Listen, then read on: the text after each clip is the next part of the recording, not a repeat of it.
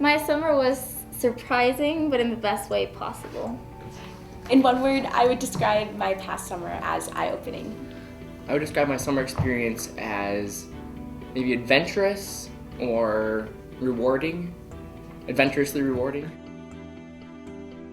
So I had the opportunity to study with Peter Luigi Sacco, who's like one of the foremost scholars in cultural economics, which was just an unparalleled activity. This summer, I interned with El Servicio Nacional de la Mujer, the National Service for Women in Chile.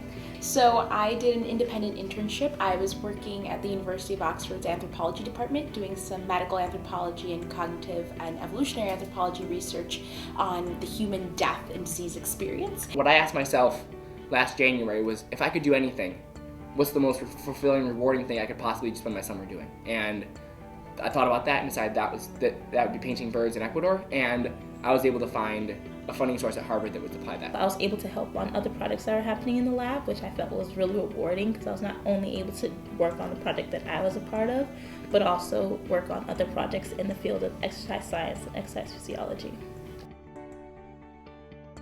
The work that I did through my internship was maybe 40% of my experience there, and the rest of it was just the country that I went to and the people that I was there with.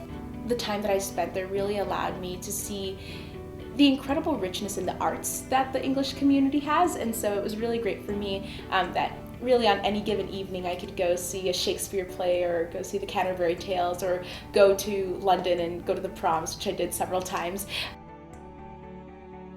I think that coming to the summer funding info sessions, I came repeatedly, taught me about all of the different summer opportunities. You learn a lot about yourself when you do things yourself, like when you figure out everything for yourself and you plan your itinerary. So if someone was like wondering whether or not they wanted to do something, go abroad, and are kind of worried about the independence, like take it full on. I think the best advice is that so many times we discredit ourselves from doing things because we say, "Oh, we can't do that. That's not possible." The fact is that with an institution and a facet of Harvard such as OCS, where the funding is flowing through and like as well funded as it is, has great resources, you can do these things. So I would definitely not discredit yourself. I mean, without OCS, I wouldn't have been able to do this. I mean, like that's a full stop. Without OCS, I would not have been able to go to Italy for the extent that I did and have the learning experience that I did.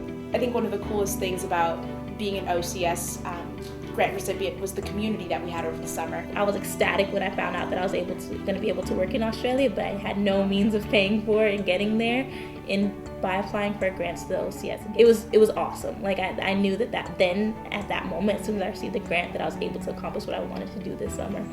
I definitely would not have been able to take this experience without funding from OCS. It really made the whole thing possible. It was really great to find out that I had been a Wiseman internship recipient. I called my mom and I was extremely happy and I cried. I love the OCS. It's great.